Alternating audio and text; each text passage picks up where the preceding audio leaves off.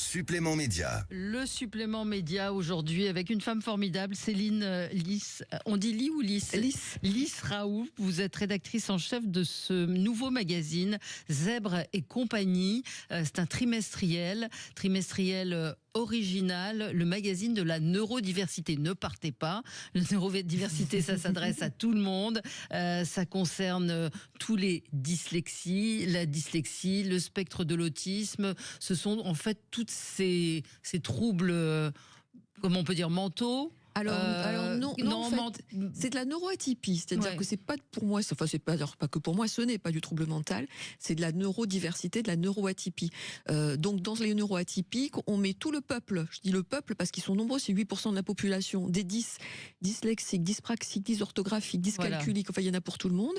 Les TDAH, les personnes avec un trouble déficit de l'attention avec hyperactivité, les personnes avec un trouble du spectre de l'autisme, mais la neurodiversité, c'est plus que les troubles, c'est beaucoup plus large. Il y a aussi toutes les personnes qui sont HPI, à haut potentiel intellectuel, qui sont neurodivers.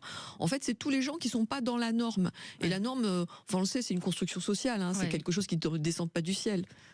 Et donc d'où est partie l'idée de... Alors, je rappelle, quand je dis que vous êtes une femme formidable, vous êtes une femme formidable.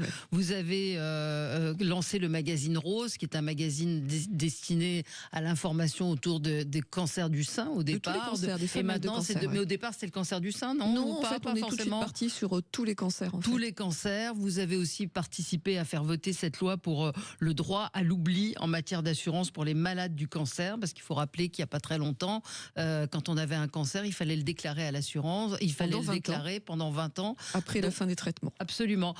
Et du coup, vous obteniez aucun prêt parce que, crédit, évidemment, les assureurs avaient peur.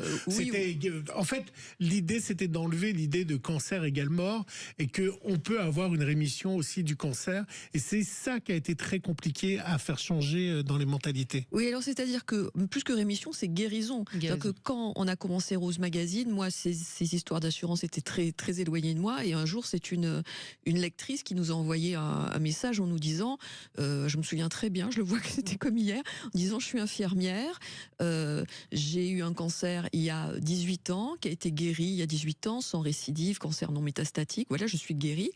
Et je dois faire un emprunt pour me racheter une voiture parce qu'elle était en province, elle avait besoin d'une voiture. Et l'assurance me demande plus 150% parce que j'ai eu un cancer à 18 ans. Et là, je suis tombée des nues. On sait avec toute l'équipe et avec Isabelle Huette, qui est la directrice aujourd'hui de Rose, penchée sur la question. On a mis 8 ans à faire voter cette loi. Mais jadis, en fait, quand vous aviez un cancer, pendant 20 ans, vous étiez obligé de dire j'ai eu un cancer il y a 20 ans, comme si en fait, vous étiez malade à vie. Et cette loi, aujourd'hui, elle fait que les malades de cancer doivent déclarer leur cancer jusqu'à 5 ans après la fin de leur traitement. Mais au bout de 5 ans, on efface l'ardoise. C'est le droit à l'oubli. On efface l'ardoise. Revenons donc à Zèbre et compagnie. Et il y a une auditrice qui me dit, très bonne idée, on devrait le mettre dans chaque salle des professeurs. J'adorerais. Et effectivement... Alors, ce qui est bien dans ce magazine, c'est que c'est très positif. À la fois, il y a du conseil sur le harcèlement à l'école, c'est-à-dire comment protéger les enfants atypiques. Il y a des enquêtes. Et puis, il y a cette interview de Glenn Viel, donc chef 3 étoiles, qui était dyslexique et qui en a fait une force. Oui, ce qui est fabuleux, c'est que, en fait, toutes ces neuroatypiques, ce sont les champions du camouflage. C'est-à-dire que toute leur vie scolaire, ils ont entendu dire qu'ils n'étaient pas bons, qu'ils n'étaient pas à la hauteur, qu'ils n'étaient pas comme les autres, que c'était plus compliqué, etc. Et donc, souvent de ces faiblesses, parce que c'est difficile d'être dyslexique, on lit pas comme les autres, c'est un vrai effort, ils ont fait une qualité. Et en fait, ce que je veux dire à travers ce magazine, on parle beaucoup de résilience, c'est le mot à la mode, mais la réalité, c'est que tous ces enfants qui sont difficultés, ça fait aussi des adultes formidables parce que ils ont des capacités d'adaptation qu'ont pas les gens qui ont pas comment vous expliquez il y a 5-6 ans, vous étiez dans la presse, Valérie et moi aussi, on n'entendait pas, enfin Valérie si, parce que c'était un sujet qui lui tient à cœur, mais moi personnellement, j'entendais pas parler d'HPI ou de TDAH ou de mots comme ça, c'était quelque chose, on a l'impression que ça n'intéressait ni la presse ni les médias. Ou c'est nouveau, où il y a eu des découvertes peut-être de fait sur le sujet. Oui, en fait, il n'y a pas plus, on dit souvent, on a l'impression qu'on en parle beaucoup aujourd'hui. Oui. Objectivement, il n'y a pas plus de TDAH, il n'y a pas plus de dysque hier, sauf qu'aujourd'hui, ils sont diagnostiqués. Oui, c'est ça, on met des mots sur... Jadis, vous étiez, enfin, nous on a tous plus de 50 ans. Moi, j'ai des souvenirs de classe où c'était toi, t'es mauvais, toi, tu sais pas lire. Et à l'époque, on se posait pas la question pour ce gamin qui est travailleur et qui est pas idiot, il n'arrive pas à lire. Il est probablement dyslexique. C'est-à-dire qu'aujourd'hui, on met des mots sur les difficultés scolaires qu'ont nos enfants. Et d'ailleurs, ce qui est très intéressant, c'est qu'il y a beaucoup d'adultes aujourd'hui qui sont diagnostiqués a posteriori à 40-50 ans parce que leurs enfants sont diagnostiqués et qui voient dans la carte d'identité de leurs enfants les mêmes problématiques qu'ils ont rencontrées eux quand ils étaient jeunes. Ils comprennent tout ce qui s'est passé dans leur enfance. Voilà, et tout redevient comme un pulse qui se remet à l'endroit. Alors une des critiques parfois qui est faite par certains psychiatres, psychologues, c'est que c'est une excuse facile ou un argument pour des parents disant mais mon enfant est HPI ou mon enfant est TDAH.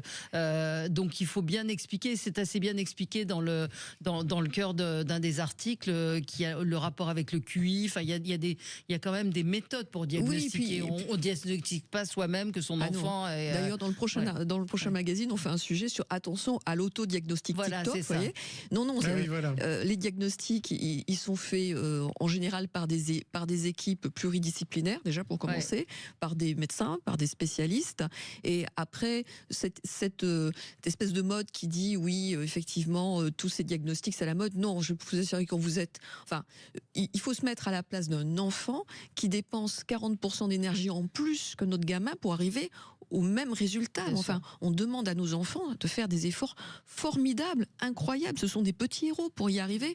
Et alors, moi, j'ai évidemment entendu ça. Moi, j'ai lancé ce magazine parce que mon fils a un TDAH XXL, une dyslexie en plus. Et on a commencé à me dire, oui, mais enfin, ton fils, c'est la maladie du 16e, le TDAH. Alors, ce qui est incroyable, c'est qu'il a déménagé à Bordeaux, il a gardé son TDAH. Aujourd'hui, il vit à Périgueux, il a toujours son TDAH. Donc, mon fils, il a un TDAH voyageur. Voyez. Ça se manifeste comment ? Alors, quand il était petit, il était très très très actif et à la fois comme on est une famille de très actifs, on n'y fait pas très attention. Voilà. Et au fur et à mesure, on s'est rendu compte que pour arriver, c'était un garçon très travailleur, mais que pour arriver au même résultat que les autres, il lui fallait 5 fois plus d'attention. C'est-à-dire qu'il était épuisé tous les soirs et tombé comme une masse à 6 heures du soir en dormant. Et ça, je me suis dit, c'est pas normal que ce gamin dépense autant d'énergie pour arriver à faire quelque chose que les autres font avec 10 fois moins d'énergie. Aujourd'hui, lancer un journal et se lancer dans la presse est aussi une aventure compliquée. Est-ce que ce que vous traitez dans le journal, ça fait peur aux annonceurs ou pas, ou ça a été compliqué d'avoir des annonceurs ? Alors, paradoxalement, on n'en a pas beaucoup, mais paradoxalement, non. Je suis allée voir, alors je ne vais pas les citer, mais des gens qui nous ont beaucoup, vous parliez de Rose Magazine tout à l'heure, qui sont des gens qui ont des vraies valeurs et qui nous ont suivis pour Rose Magazine. Rose Magazine a beaucoup de publicité, bon c'est un semestriel, hein, c'est beaucoup plus gros comme magazine, et à la fois on s'est rendu compte pour les annonceurs que au moment du Covid où les annonceurs quittaient le bateau de tous les magazines, nous on n'a pas eu un annonceur qui nous a quittés. Et parce qu'ils il venait pas pour vendre. Il venait pour la cause. Voilà, il venait pas pour vendre un rouge à lèvres ou un téléphone portable. C'était pas le point. Il venait pour la cause. Et donc, oui, c'est un vrai magazine, j'ai envie de dire très lumineux, parce qu'il y a des pages conso extrêmement pratiques avec des infos. Par exemple, j'ai appris qu'il y avait un cordon tournesol qui est offert dans les aéroports parisiens pour toute personne ayant besoin d'une assistance mais qui ne veut pas le divulguer. Il y a à la fin aussi, spécial rentrée, bon il est sorti à la rentrée, des accessoires par exemple, ou des vêtements sans dessus, sans dessous, c'est-à-dire un t-shirt sans couture. Donc c'est pas du tout. Je voudrais pas que les gens aient peur d'aller acheter ce magazine. Au contraire, moi je l'ai trouvé très gai, très intéressant. Il y a ce groupe de rock qui a été créé par des autistes. Il y a énormément d'infos. Il y a effectivement aussi une enquête assez implacable sur les lunettes miraculeuses pour corriger la dyslexie. Ça ne marche pas. Le miracle en santé, ça marche pas. Le miracle, ça marche pas. Le miraculeux, la fameuse lampe, il y a une lampe. lampe aussi. En tout cas, il n'y a pas d'études cliniques qui avèrent que ça fonctionne. Moi, je suis comme Thomas. Je pense que la lampe, vous savez, qui fait des vibrations. Mais là, c'est pareil, c'est le même principe. 500 € les lunettes, ça marche pas. Ah bon et puis, j'aime bien cette petite page. Ce qu'il faut retenir, x3, le risque de subir un harcèlement scolaire est multiplié par 3 pour les enfants avec un TDAH ou un TSA. Et 1250 enfants français sont porteurs de handicap, dont une majorité d'autistes. Ce spectre autistique qui est très important aussi, dont il est important de parler. Arrêtons de culpabiliser les mères. Les choses sont en train de changer. On en a parlé avec Francis Perrin, mais on a eu pendant très longtemps un monsieur qui a fait énormément de dégâts en France sur l'autisme, qui était le grand spécialiste de l'autisme. Heureusement, il est parti à la retraite et qui culpabilisait les mères. Voilà, c'est mon petit coup de gueule de la matinée. C'est toujours la faute des mères. Tout, la faim dans le monde, le trou dans la couche d'ozone. Quelle est votre cible? Il s'adresse à qui, ce magazine? Alors, il s'adresse à toutes les personnes neuroatypiques et aux parents de personnes neuroatypiques et à leurs proches. Et je pense que dans les personnes qui ont acheté le magazine, parce que il a très bien marché, il faut le dire. Il marche très bien. Alors, il est encore en kiosque. On peut encore l'acheter sur notre site zèbre-etcompagnie.fr. Mais par ailleurs, en fait, il a été en rupture de stock au bout d'une semaine à Paris. Et pourquoi zèbre? Alors zèbre, les zèbres, j'aime bien cette idée de zèbre parce que le zèbre, on dit souvent qu'il n'y a pas deux zèbres qui ont la même rayure et pourtant ils sont tous différents et ils sont dans le même troupeau. Et pour moi, c'est une image de la différence qui arrive à faire société. Voilà. C'est voilà, et Camille, une auditrice, me dit moi j'ai été à ESH et en fait on s'occupe pas du tout de ces enfants, enfin on ne prend pas en compte il y a pas trop peu de diagnostic qui est fait sur ces enfants-là.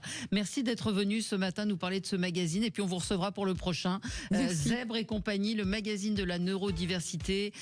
Donc dans ce numéro, prévenir le harcèlement des enfants atypiques. Cette grande interview de Glenn Vielle, la dyslexie m'a fait galoper, HPI n'en faites pas une maladie et TDAH, vive le sport. Plein de choses dans ce magazine. Merci à vous d'avoir été avec nous, Céline Lys-Raoult, ce matin. Et nous, on va débattre de l'actualité tout de suite. À tout de suite.